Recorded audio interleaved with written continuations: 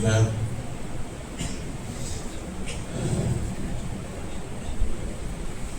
الحمد لله رب العالمين،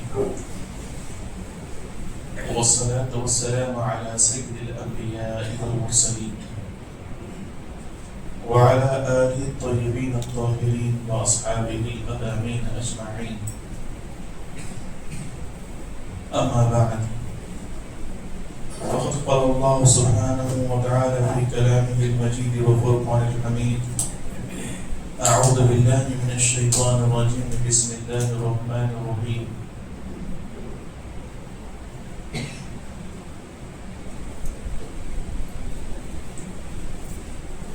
ذلك الكتاب لا ريب فيه هدى للمتقين الذين يؤمنون بالغيب ويقيمون الصلاة ومما رزقناهم ينفقون. وفي مكان آخر قال سبحانه وتعالى: والذين يكنزون الذهب والفضة ولا ينفقونها في سبيل الله فبشرهم بعذاب أليم. أو كما قال سبحانه وتعالى إلى آخر الآية. وقال سبحانه وتعالى في شأن حبيبه وعظمته: إن الله وملائكته يصلون على النبي يا أيها الذين آمنوا صلوا عليه وسلموا تسليما. اللهم صل على سيدنا شفيعنا حبيبنا ومولانا محمد أفضل صلواتك وعدد معلوماتك وحسن. ساری کائنات کا خالق، ساری کائنات کا مالک اللہ وحدہ لا شریک ہے، جس نے ساری کائنات کی تخلیق فرمائی اور ہمیں اشرف المخلوقات انسان بنا کر پیدا فرمایا. لاکھوں کروڑوں درود و سلام ہو تاجدار کائنات خاتم الانبیاء محمد مصطفیٰ صلی اللہ علیہ وآلہ وسلم پر، جن کے صدقے عظیم نعمت ایمانی ہم سب کو عطا ہوئی. سامعین محترم،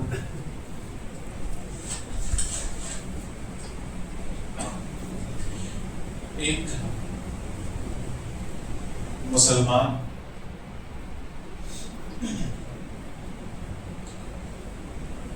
اور دوسرے کافر میں فرق یہ ہے: ایک مسلمان یہ عقیدہ رکھتا ہے، یہ یقین رکھتا ہے، اس بات کا اس کو یقین ہے کہ جو کچھ اس کے پاس ہے وہ اللہ کا دیا ہوا ہے. جو کچھ اس کے پاس ہے وہ اللہ کا دیا ہوا. اور کافر کا یہ عقیدہ ہے کہ جو کچھ اس کے پاس ہے وہ اس کے محنت اور اس کی مشقت، اس کے ہاتھوں کا کام ہے. مسلمان یہ سمجھتا ہے کہ عقیدہ رکھنا بھی چاہیے اور رکھتا بھی ہی ہے، اور اسی کو مسلمان کہتے ہیں کہ جو کچھ اس کے پاس ہے وہ اللہ کا دیا ہوا، چاہے وہ زندگی ہو، چاہے وہ آنکھوں کے دیکھنے کی نعمت ہو، چاہے وہ ہاتھوں کی دولت ہو، چاہے وہ مال کی دولت ہو، چاہے اولاد کی دولت ہو، کوئی بھی دنیاوی نعمت ہو. مسلمان کا عقیدہ یہ ہے کہ جو کچھ اس کے پاس ہے وہ اللہ کا دیا ہوا ہے. اور ایک کافر کا عقیدہ یہ ہے کہ جو کچھ اس کے پاس ہے، چاہے دولت ہو، وہ یہ سمجھتا ہے کہ میں نے اپنی محنت اور لگن اور اپنے ہاتھوں سے کما ہوا. اور اسلام مسلمانوں کو یہ عقیدہ نہیں ہوتا. مسلمان کا عقیدہ یہ ہے کہ جو کچھ اس کے پاس ہے وہ اللہ کا دیا ہوا ہے. کیونکہ قرآن کیا ہے؟ اللہ تعالیٰ فرماتا ہے: وَمِمَّا رَزَقْنَاهُمْ وَمِمَّا رَزَقْنَاهُمْ، جو کچھ ہم نے دیا. اللہ نے یہ نہیں کہا کہ جو کچھ آپ نے کمایا. اللہ نے یہ نہیں کہا وَمِمَّا رَزَقْنَاهُمْ، جو کچھ ہم نے آپ کو دیا اسی میں سے تو خرچ کرتے ہو. تو جو کچھ ہمارے پاس ہے وہ اللہ کا دیا ہوا ہے. ہماری محنت، ہماری لگن، ہمارے ہاتھوں کا کمال نہیں، ہمارے ہاتھوں کا کمال نہیں۔ اگر ہم یہ سوچتے ہوتے کہ اگر ہماری ہاتھ، ہماری محنت کی وجہ سے ہمیں رزق مل رہا ہے، ہمیں یہ جو کچھ رزق مل رہا ہے ہماری محنت، ہمارے دماغ، ہماری ہوشیاری کی وجہ سے، تو جو پاگل ہے ان تک جو رزق پہنچا رہا ہے پھر وہ کون؟ جن کے ہاتھ نہیں ہیں وہ بھی پھر بھی اللہ ان کا پیٹ بڑھ رہا ہے تو پھر رکا کیسا ہے؟ جو مینٹل ہے، جو پاگل ہے، جو دیوانے ہیں، کیا وہ بھوکے مر رہے ہیں؟ نہیں مر رہے۔ تو الغرض جو کچھ ہمارے پاس ہے وہ اللہ کو دیا۔ تو اللہ پاک اپنے مقدس کلام میں فرماتا ہے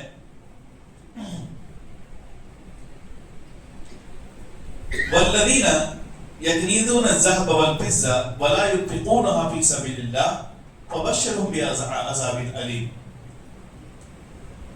رمضان آتے ہی ایک چیز بہت زیادہ گردش میں کرتی ہے، وہ ہے زکوٰۃ، زکوٰۃ، زکوٰۃ۔ ایسا نہیں ہے کہ رمضان میں ہی زکوٰۃ دینا، ایسا نہیں ہے رمضان میں ہی زکوٰۃ دینا۔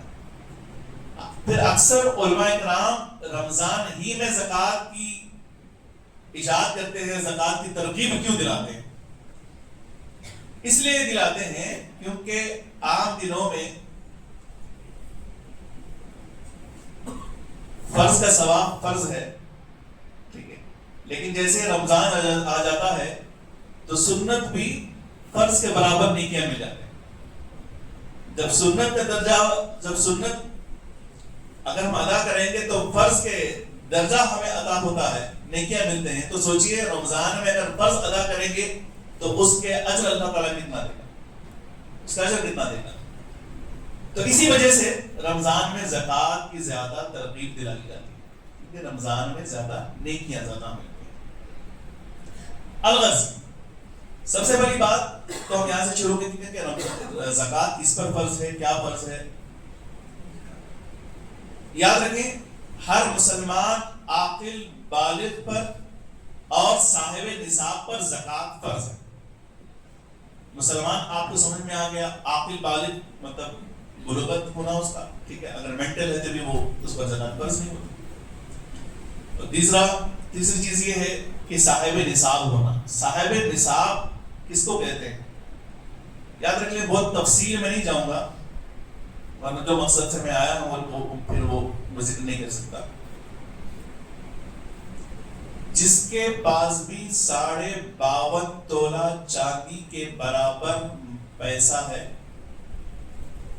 یا پھر 52.5 تولے چاندی، اپروکسیمیٹلی آپ سمجھ لیں گے 70,000، ٹھیک ہے،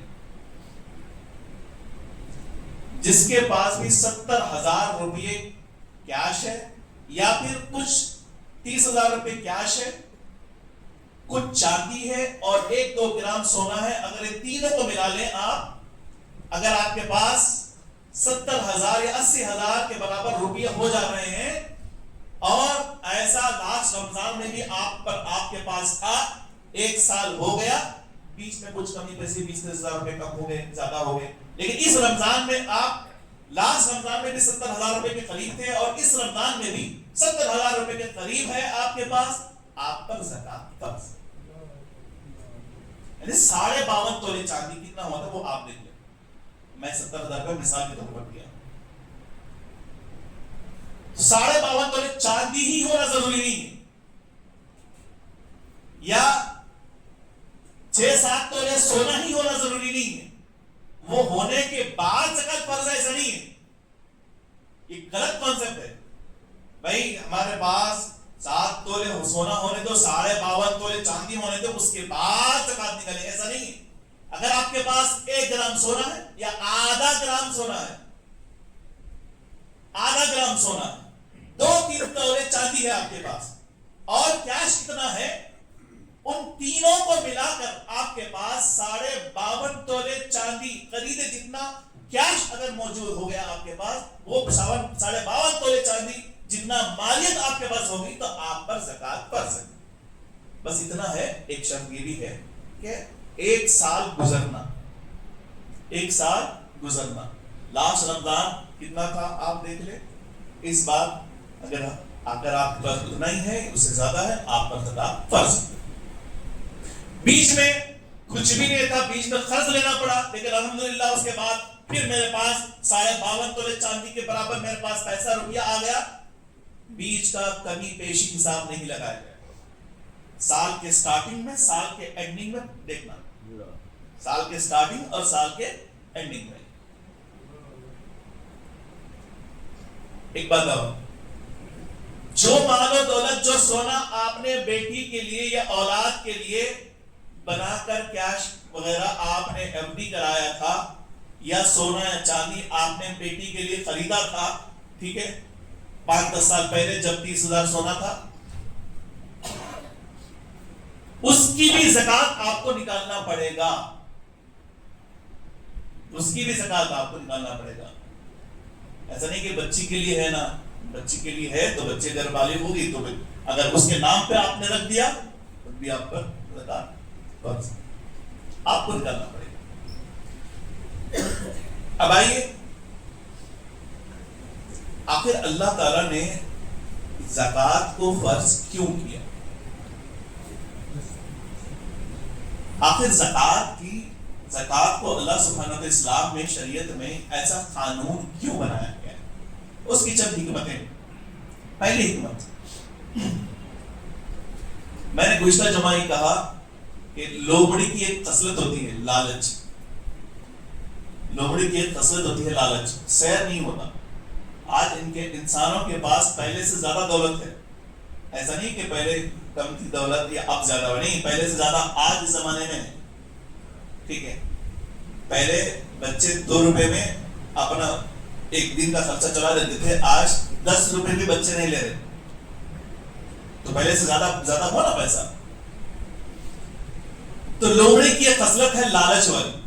تو میں نے کہا تھا کہ وہ انسانوں کے اندر آ گئی, انسانوں کے اندر آ گئی.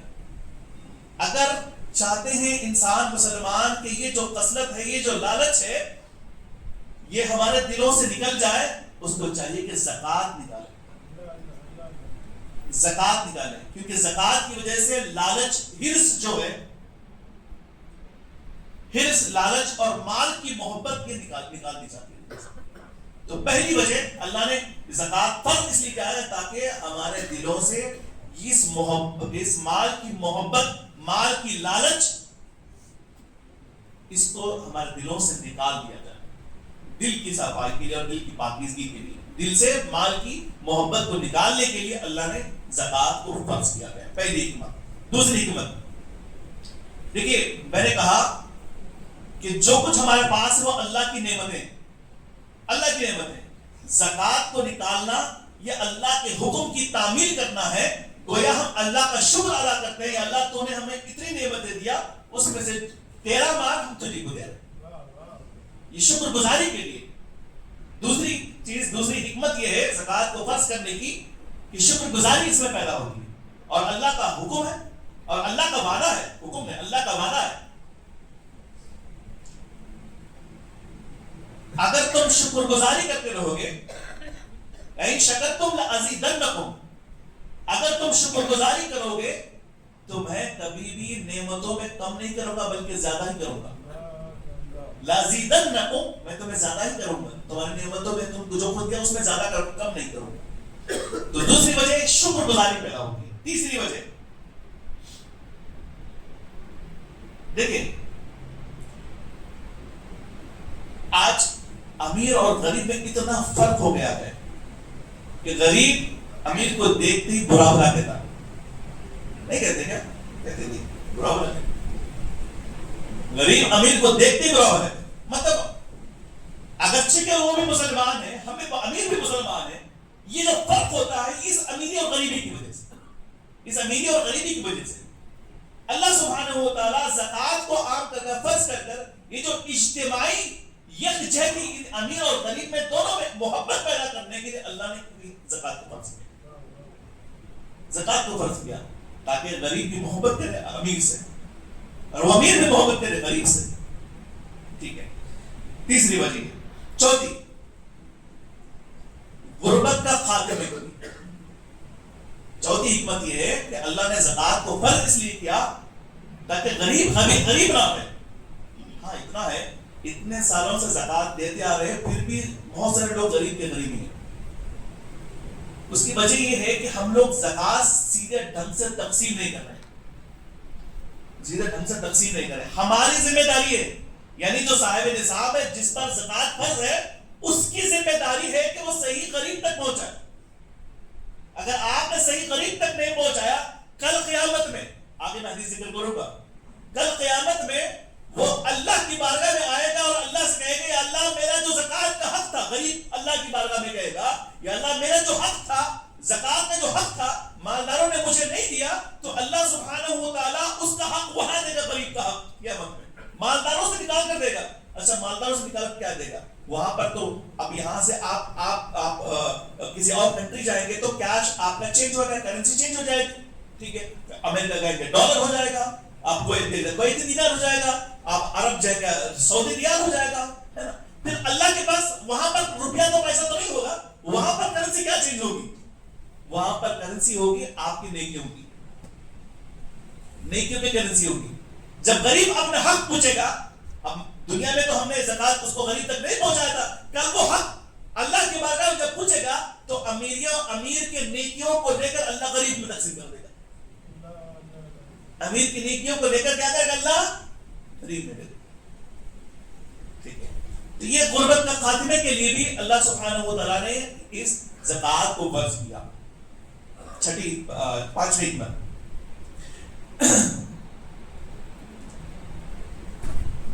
استحصال. آج کل کیا ہو رہا ہے، سود کا نظام اتنا زیادہ ہو گیا، سود کا نظام اتنا زیادہ ہو گیا، غریب لوگ یقین جانیے اپنے، وہ ایک عورت لچہ بھی داتی ہے نا، لچہ بہت عقیدت سے داتی ہے، اگرچہ کہ اسلام میں اس کا کوئی تصور نہیں ہے، اگرچہ کہ اسلام میں اس کا کوئی تصور نہیں ہے، لیکن وہ اپنے اس لچے کو بہت زیادہ اپنے قریب رکھتی ہے، ٹھیک ہے، قریب رکھتی ہے، وہ تک سودی معاملات میں وہ تک بیچ رہی ہے. اچھا وہ چھوڑیے، اپنی عزت پر بھی بیچنے پہ آ جاتی ہے، اپنی عزت بھی بیچ رہی ہے. مجھول اگر زکوٰۃ کا نظام درست ہو جائے تو یہ غریب لوگ سود لینے میں کیوں جائیں؟ یہی سے ان کی زندگی پوری ہوئی. ہاں ہمارا جو مالدار ہیں جو زکوٰۃ دے سکتے ہیں، وہ چاہیے کہ آپ ان تک غریب تک پہنچ کر وہ دیں، ہماری ذمہ داری. ورنہ مسلمانوں کا کوئی بھی عام طور پر استحصال ہو رہا ہے سودی کاروبار پر، جبکہ آرڈی کے گائیڈ لائنس ہے. تو یہ سودی کاروبار ختم ہونے کے لیے بھی زکوٰۃ کا نظام بہت زیادہ ضروری ہے. زکوٰۃ ادا کرنا ہے، یہ حکمتیں تھی. یہ کیا تھی؟ صرف حکمتیں. میں 5 گنایا اور بہت 10 تھے کیونکہ وقت نہیں ہے میرے پاس. اب آئیے زکوٰۃ ادا کرنے کی فضیلتیں کیا ہیں؟ تو کس فضیلت میں گناؤں گا.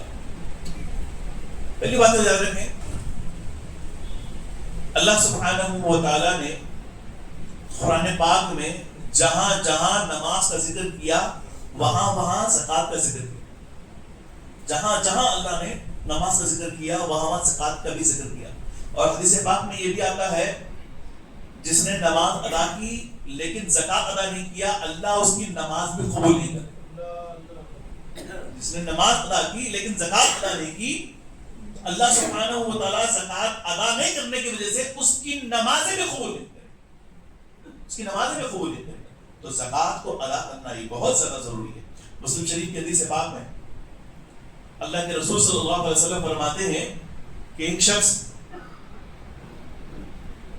چکیل میدان پہ جا رہا تھا، بادل تھے، آواز آئی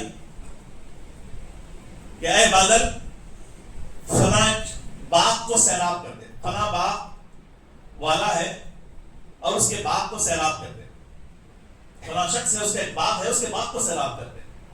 اور یہ شخص دیکھتا رہا کہ بادل کا ایک ٹکڑا، مسلم شریف کے حدیث ہے بات، ایک بادل کا ٹکڑا کٹ گیا، وہ آگے بڑھنے لگا تو وہ شخص اس بادل کے پیچھے چلا اور وہ بادل ایک جگہ پانی برسا چٹانوں پر، وہاں پانی گرا اور وہ پانی اپنا راستہ بناتے ہوئے جا رہا، اور اس شخص نے اس پانی کا پیچھا کیا اور ایک باغ میں وہ پانی میں جا رہا۔ تو اس باغ والے سے اس شخص نے پوچھا کہ تمہارا نام کیا ہے، آپ کا نام کیا ہے؟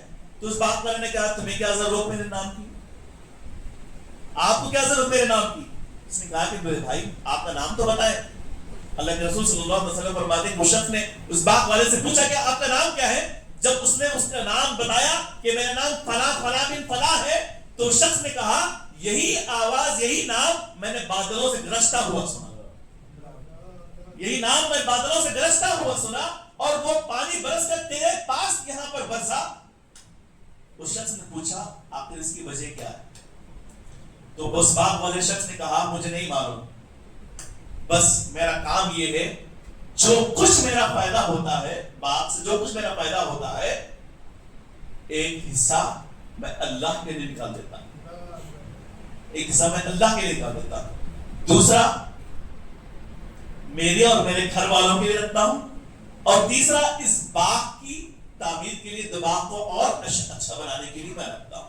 تو یہ میرا کام ہے، جب بھی مجھے پیدا ہوتا ہے سب سے پہلے میں اللہ کا حق ادا کرتا ہوں، اللہ کا حق ادا کرتا ہوں۔ جب آپ زکات میں اپنا زکات کا حق اگر آپ نکال دیں اپنا، جو بھی آپ کو زکات بنتا ہے 2.5%، کتنا پرسنٹ؟ 2.5%، 1 لاکھ میں تقریباً 2,500 بنتے، سے 2,500 روپے۔ اللہ کے رسول صلی اللہ علیہ وسلم فرماتے ہیں اگر آپ چاہتے ہو، اللہ کے رسول نے قسم اٹھا لی، ہاں بڑی پیاری بات، بڑی پیاری روایت، اللہ کے رسول نے قسم اٹھا لی، مجھے قسم ہے اس ذات کی جس کے قبضے قدرت میں میری جان ہے۔ 3 چیزوں کے بارے میں اللہ کے رسول نے قسم اٹھائی، 3 چیزوں کے بارے میں کہا والدین کی دعا، اللہ کی قسم ہے والدین کی دعا اپنی اولاد کے لیے رد نہیں ہوتی، اللہ قبول کرتا ہے، قبول فرماتا ہے۔ دوسری چیز کی پر قسم کھائی، جو سوال کرتا ہے، جس کو عادت ہوتی ہے مانگنے کی، اللہ ہمیشہ اس کو محتاج کرتا ہے، وہ تنگ دست رہتا ہے۔ تیسری چیز پر قسم کھا اللہ کے رسول نے، قسم ہے اس ذات کی جس کے قدرت میں میری جان ہے، زکات دینے والے کی دعا اللہ رد نہیں کرتا ہے، زکات دینے والے کی دعا اللہ رد نہیں کرتا ہے۔ اور اللہ کے رسول نے صرف عام بات نہیں بلکہ اسٹریس دیتے ہوئے قسم کھا کر کہا کہ زکات دینے والے کی دعا اللہ رد نہیں فرماتا، اور زکات دینے والا بھی ہو اور افطاری کا وقت بھی ہو اور اس وقت اللہ کی بارگاہ میں دعا کرے گی، تو سوچئے اللہ وہ دعا کا اثر کیا ہوگا، دعا کا اثر کیا ہوگا۔ خیر زکات دینے والا ہو، ٹھیک ہے۔ اور حدیث پاک میں حضرت سلیمان علیہ السلام کے والد ہیں داؤد علیہ السلام، نام سنا داؤد علیہ السلام۔ آج کل آپ نے دیکھے حادثات بہت ہوئے ہیں، مطلب کون چھٹک سے کب نکل جا رہا ہے نہیں معلوم، اللہ کے بعد ارے کل تو دیکھا تھا، کل تو نوجوان تھا، کل تو نوجوان تھا، پتا نہیں کیا ہے۔ حضرت داؤد علیہ السلام کی بارگاہ میں ایک شخص آیا کرتا تھا، وہ حضرت سے کتنی محبت کرتا تھا، کتنی محبت کرتا تھا، روزانہ آتا آپ کو سلام کرتا، آپ کو دیکھے بغیر سوتا بھی نہیں تھا، آپ کو دیکھے بغیر سوتا بھی نہیں تھا۔ شادی ہو گئی، جس دن شادی تھی اس رات بھی آیا، اس رات بھی آیا، ٹھیک ہے، اس رات بھی آ کر آپ کے چہرے کا دیدار کیا، سلام عرض کیا، واپس جانے لگا، واپس چلا گیا۔ اس وقت داؤد علیہ السلام کے پاس ملک الموت موجود تھے، ملک الموت موجود تھے۔ ملک الموت نے حضرت داؤد علیہ السلام سے کہا حضرت یہ شخص، تو داؤد علیہ السلام نے فرماتے ہیں کہ یہ شخص بڑا مجھ سے پیار کرتا ہے، محبت کرتا ہے، کوئی دن ایسا نہیں ہے جس دن یہ نہ آیا ہو، 24 گھنٹے میں میری زیارت ضرور کرتا ہے، مجھے آتا ہے، میرے سے ملتا ہے۔ تو ملک الموت نے حضرت داؤد علیہ السلام سے عرض کیا اے اللہ کے رسول، اے داؤد علیہ السلام، 6 دن کے بعد اس کی روح قبض کرنے والا، 6 دن کے بعد اس کی روح قبض کرنے والا، اب 6 دن تک وہ آتا رہا، 6 دن تک داؤد علیہ السلام نے اس کو ذکر نہیں کیا، اس کو ریویل نہیں کیا اس بات پر. اور داؤد علیہ السلام کو ایک حسرت کی نگاہ سے حضرت داؤد علیہ السلام اس کو دیکھتے تھے. 6 دن بھائی دھلا ہے، 6 دن کا دھلا. ملک الموت انہوں نے جو بول دیا، وقت وہ کسی کی روح جب نکالتے ہیں نہ 1 منٹ پہلے نکالتے ہیں نہ 1 منٹ بعد نکالتے ہیں. اور ملک الموت ہر دن 70 مرتبہ، ہر دن 70 مرتبہ ہمارا چہرہ دیکھتے ہیں. ملک الموت ہر دن ہمارا، ایک روایت میں ہے، 70 کم کہہ رہا ہوں، ایک روایت میں ہے 365 مرتبہ ہر دن ہر انسان کا چہرہ دیکھتے ہیں. اب اس کا وقت نہیں ہے، چلے جاتے ہیں. تو حضرت داؤد علیہ السلام کو بھی تکلیف ہوئی، افسوس ہوا. 6 دن کے بعد دھلا ہے، 6 دن کے بعد، 6 دن نہیں، 6 مہینے نہیں، 7 مہینے گزر گئے، روح نہیں نکلی. ملک الموت کو پھر آیا حضرت داؤد علیہ السلام کی بارگاہ میں، عرض کیا. داؤد علیہ السلام نے پوچھا، آپ نے 6 دن کہا تھا، فرشتے جھوٹے نہیں ہوتے، فرشتے جھوٹ نہیں بولتے. 6 دن کی بجائے 6 مہینے بھی گزر گئے، 7واں مہینہ چل رہا ہے. اگر آج تک آپ نے روح کیوں نہیں نکالی؟ آپ نے تو کہا تھا 6 دن کے بعد، 6 دن کے بعد روح نکالنا ہے. تو اس ملک الموت نے حضرت داؤد علیہ السلام سے عرض کیا، اے اللہ کے نبی، جب یہ آپ کے پاس آ کر واپس گیا، جس دن میں نے کہا تھا آپ سے کہ 6 دن کے بعد اس کی روح نکالنے والا ہوں، جب وہ واپس گیا، جاتے جاتے اس کے دماغ میں آیا کچھ زکات باقی ہے میری، کچھ زکات باقی ہے میری. تو اس نے کچھ زکات غریب کے ہاتھ میں دے دے کے گھر چلا گیا. اللہ نے جس غریب کو اس نے زکات دی تھی، اللہ نے اس غریب کی دعا قبول فرمائی. اس غریب نے اللہ کی بارگاہ میں دعا کیا، یا اللہ اس کی عمر میں برکت عطا فرما، اس کی عمر میں برکت عطا فرما. اللہ نے 60 سال تک اس کی عمر میں برکت عطا دیا. کتنے سال تک؟ 60 سال تک اللہ نے اس کی عمر میں برکت عطا فرمائی. کون نہیں چاہتا کہ اللہ ہماری عمر میں برکت عطا فرمائے؟ اچھا، برکت کا معنی کیا ہے معلوم؟ ٹھیک ہے، تھوڑا اس کو تھوڑا دیر کر کے آگے بڑھو. برکت کا معنی یہ سمجھتے ہیں کہ ہمارے 60 سال کی زندگی نہیں 120 سال کی ہو جائے، یہ سمجھتے ہیں. برکت کا مطلب یہ سمجھتے ہیں کہ 2 روٹی کی بجائے 4 روٹی مل جائے. برکت کا مطلب یہ نہیں ہے. اگر آپ کی زندگی 60 سال ہے، برکت کا مطلب یہ ہے کہ 120 سال کی عمر میں جتنا کام آپ کر سکتے تھے اتنا کام 60 سال میں آپ کا اللہ نکالتے. 2 روٹی ہے آپ کی برکت کا مطلب 4 روٹی نہیں ہے.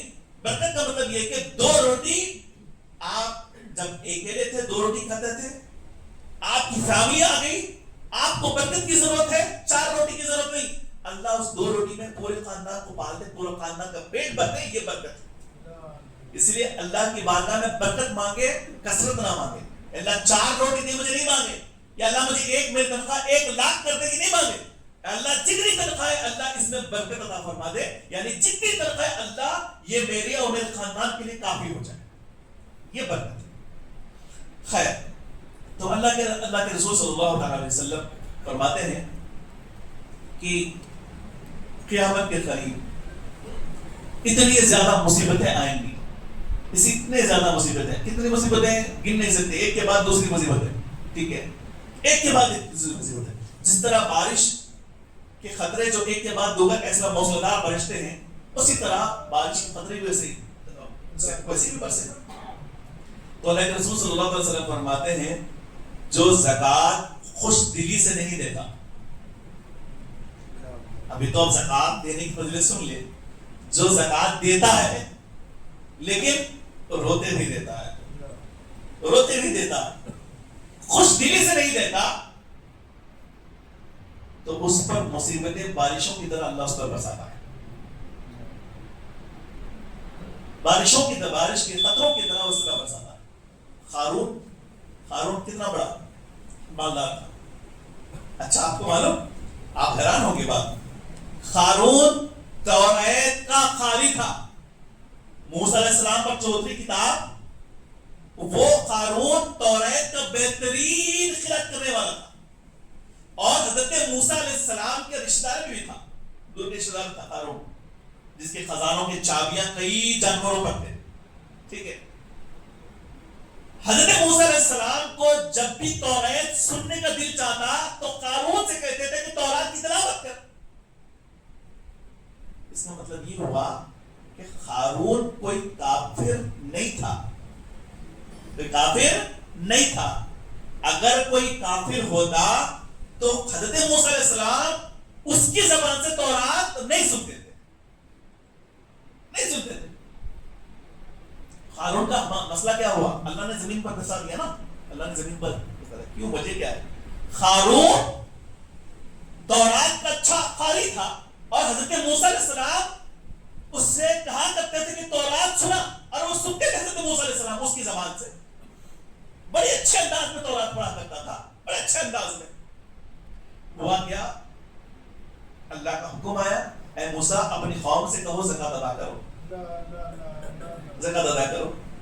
اب جیسی حضرت موسیٰ علیہ السلام نے اعلان کیے کہ زکات ادا کرنے کے لیے کہا کہ جس کے پاس بھی مال و دولت ہے اس کی اتنے پرسنٹ زکات نکالنا ہے، نکالنا ہے. اب اس کے دماغ میں پلان آیا، جیسے آج کل مالداروں کے دماغ میں پلان آتا ہے. ٹھیک ہے، زکات 1 کروڑ جس کے پاس ہے تو 5 لاکھ زکات نکالنا. 5 لاکھ زکات نکالنا.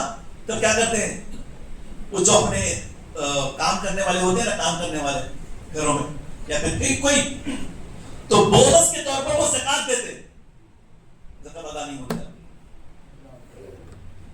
بونس کے طور پر وہ زکات دیتے نہیں ادا ہوتی. وہ بونس آپ پہلے سے ان سے کنٹریکشن ہے، کیا ہے؟ عیدوں کے وقت پہ بونس دیا جاتا ہے، لیکن وہ زکات کے طور پر آپ زکات آپ بونس دیں گے، پھر آپ کی زکات ادا نہیں ہوتی. تو اس طرح سے پلان بناتے ہیں، پلانس. ٹھیک ہے، دیکھیے وَمَكَرُوا مَكَرَ اللَّهُ وَاللَّهُ خَيْرُ الْمَاكِرِينَ. تم کیا پلان بنانے والے؟ اللہ بہترین پلان بنانے والا.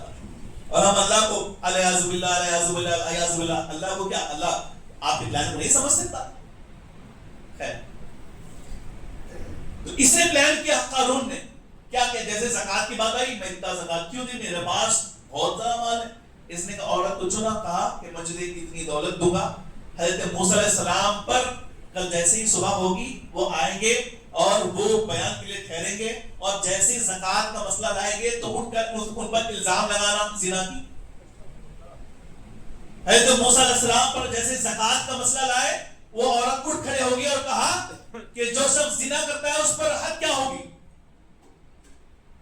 موسیٰ علیہ السلام نے کہا کہ جو شخص زنا کرے گا اس پر یہ حد ہے، یہ حد ہے. تو اس عورت نے الزام لگایا کسی شخص نہیں ہے، آپ نے تو الیاذ باللہ الیاذ باللہ استغفر اللہ، تو آپ نے تو اس کے ساتھ زنا کیا، نقل کفر نباشت. موسیٰ علیہ السلام کو جواب دیا. پورے انبیاء اور رسولوں میں سب سے زیادہ جلالی جو نبی تھے وہ موسیٰ علیہ السلام، سب سے زیادہ جلالی. میں اس سے پہلے ایک ذکر کیا، حضرت ملک الموت کو بھی تھپڑ مارے تھے آپ، تو اتنے جلالی نہیں تھی. وہ جب جلال میں آتے ان کے جو جسم کے بال ہے کپڑوں کے باہر آ جاتے، کھڑے ہو جاتے، اتنے جلالی. حضرت موسیٰ علیہ السلام اس عورت کی طرف نگاہ ڈالے. موسیٰ علیہ السلام، وہ عورت پریشان ہوئی، اس پر ہیبت طاری ہوئی اور کہی مجھے معاف کر دے، میں سچ بولتی ہوں. ٹھیک ہے، قارون نے مجھے پیسے دیا آپ پر الزام لگانے کے لیے، اس لیے. اب اللہ کے نبی پر تہمت باندھا گیا تو اللہ چپ کے سنے گا کیا؟ اللہ چپ سنے گا؟ اللہ نے ایک دو تین بندہ پر تو اللہ نے کیا کیا؟ زمین میں دھسانے کو حکم کر دیا. قارون دھس رہا تھا، دھستے دھستے اس نے کیا کیا؟ ایک بات کہی اس نے. دھستے دھستے اللہ جب دھسا رہا تھا زمین کے اندر، دھس رہا تھا، اس نے ایک بات کہی، اے موسیٰ علیہ السلام، میرے مال پر قبضہ کرنے کے لیے مجھے زمین میں دھسا رہے کیا؟ میرے مال پر قبضہ کرنے کے لیے مجھ پر زمین میں دھسا رہے کیا؟ پھر موسیٰ علیہ السلام نے اللہ سے عرض کیا، اللہ اس کے سارے خزانوں کے اس پر سر پر رکھ کے اس کو دفن کر دیا. اللہ نے سارے خزانوں کو اس کے سر پر رکھ کر اس کو دفن کر دیا. یہ زکات. قارون مسلمان تھا، توریت کا بہترین قاری تھا. موسیٰ علیہ السلام اس کی زبان سے قرات تورات سنا کرتے تھے، زکات کا انکار کر دیا، اللہ نے زمین میں دھسا دیا. زکات کا انکار کر دیا، زمین میں دھسا دیا. اللہ کے رسول صلی اللہ علیہ وسلم فرماتے ہیں بارش کو اللہ تعالیٰ نے کم کر دیا، ٹھیک ہے، زکوٰۃ نہیں دینے کی وجہ سے، زکوٰۃ ادا نہیں کرنے کی وجہ سے اللہ بارش کو بند کر دیتا. زکوٰۃ نہیں دینے کی وجہ سے بارش کو اللہ بند کر دیتا. بس جانوروں کا، جانور ہیں، جانور زندہ ہیں، ان کو زندہ رکھنے کے لیے اس کا، جانوروں کا احساس کی وجہ سے اللہ بارش برسا رہا ہے، ورنہ بارش بھی اللہ بند کر دیتا زکوٰۃ نہیں دینے والی. صرف زکوٰۃ، صرف بارش اس لیے برسا رہا ہے جتنی بارش ان جانوروں کی وجہ سے برسا رہا ہے. ہم پر اب جو بھی بارش آ رہی ان جانوروں کی وجہ سے آ رہی ہے، جانوروں کی وجہ سے. اب بس آئیے اللہ سبحانہ و تعالیٰ اپنے مقدس کلام میں فرماتا ہے والذین یکنزون الذهب والفضة، والذین یکنزون الذهب، جو لوگ خزانہ کرتے ہیں، مال کو جمع کرتے ہیں، سونا اور چاندی کو جمع کرتے ہیں، یکنزون الذهب والفضة، سونا اور چاندی کو جمع کرتے ہیں، ولا ينفقونها فی سبیل اللہ، اور اللہ کی راہ میں خرچ نہیں کرتے، اللہ کی راہ میں خرچ نہیں کرتے. وبشرهم بعذاب علیم، اللہ سبحانہ و تعالیٰ فرما رہا ہے اپنے مقدس کلام میں فبشرهم، اے حبیب، اے محمد رسول اللہ صلی اللہ علیہ وسلم، ان کو خوشخبری دے دو، خوشخبری دے دو. خوشخبری کب ہوتی؟ تب کی اچھی نعمتیں دیں. لیکن اللہ یہاں بڑے عجیب بات کر رہا ہے، غصے سے، جلال کا لفظ ہے. وبشرهم، ان کو خوشخبری دے دو. کس بات کی خوشخبری؟ بعذاب علیم، دردناک عذاب کی خوشخبری دے دو، دردناک عذاب کی خوشخبری دے دو. کیا کرے گا اللہ سبحانہ و تعالیٰ؟ ایک ایسے اژدہے کو پیدا کرے گا، ایک ایسے اژدہے کو پیدا کرے گا، ایک ہاتھ کھائے گا، پھر دوسرا جب ہاتھ کھائے گا تو سیدھا ہاتھ بن جائے گا، پھر سیدھے ہاتھ کی طرف آئے گا، پھر دائیں ہاتھ بن جائے گا. ایسا اللہ سبحانہ و تعالیٰ کرتا رہے گا، اور وہ ساتھ جبڑے کو پکڑ لے گا، جبڑے کو پکڑ لے کہے گا میں وہ ہوں، تمہارا مال تم جو زکوٰۃ ادا نہیں کرتے میں وہ ہوں، وہ ہوں. تو مال اپنی زکوٰۃ 2.5% ہے، ٹھیک ہے. زکوٰۃ کس کو دینا چاہیے، کتنی نکالنا چاہیے، بہت احتیاط سے نکالیں، بہانے مت بنائیے، ٹھیک ہے.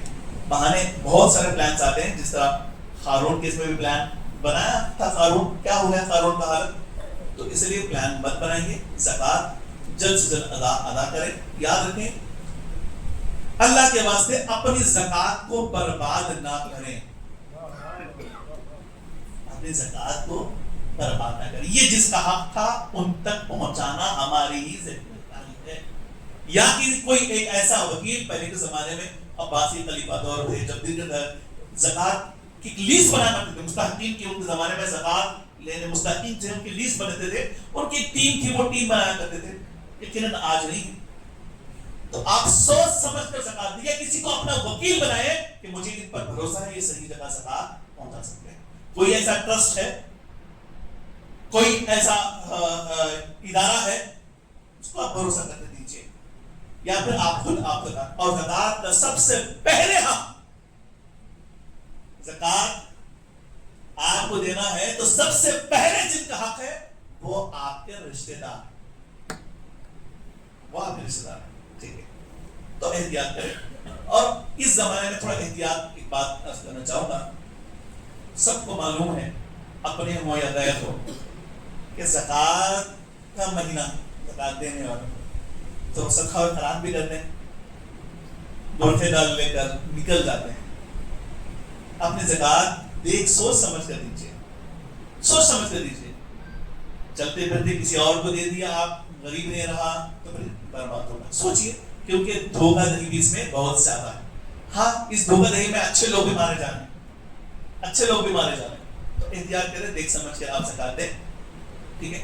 اپنا زکوٰۃ صحیح حقدار کو ادا کریں، یہ ہماری ذمہ داری ہے. رشتے دار کو آپ دیں، لیکن جس کو نہیں دے سکتے، جن حضرات کو زکوٰۃ اگرچہ کہ وہ غریب ہے، مسکین ہے، ٹھیک ہے، جن کو زکوٰۃ نہیں دے سکتے، وہ ہے سادات کرام. سیدوں کو آپ زکوٰۃ نہیں دے سکتے، سیدوں کو آپ زکوٰۃ نہیں دے سکتے. آپ کا اچھا مال آپ کو دینا پڑے. اسی طرح مسجد کو بھی زکوٰۃ آپ نہیں دے سکتے، نہیں دے. تفصیل ہے، کہ کتنا زکات آپ کو نکالنا ہے، کس کس میں بزنس ہے تو کیا ہے، بزنس ہے آپ کے بہت سارے پلاٹس ہیں، ٹھیک ہے، پلاٹس کی ایک بات کر دوں، ٹھیک ہے، آج کل لوگ کیا کرتے ہیں، ٹھیک ہے، بینک میں رکھے تو انکم کا پریشانی، ٹھیک ہے، سونا رکھے تو فوج پر پریشانی، زکات نکالنا پڑے سے پراپرٹی خرید لیتے ہیں، ٹھیک ہے۔ جس وقت آپ نے پراپرٹی خریدی اس وقت آپ کی ذہن میں نیت یہ تھی کہ میں کچھ سالوں کے بعد پیسہ اچھا آئے گا اس کو بیچوں گا، آپ پر اس زمین کی بھی زکات فرض ہے۔ دعا کہ اللہ سبحانہ و تعالیٰ جو کچھ سمجھنے کی توفیق عطا فرمائے، وآخر دعوانا الحمدللہ۔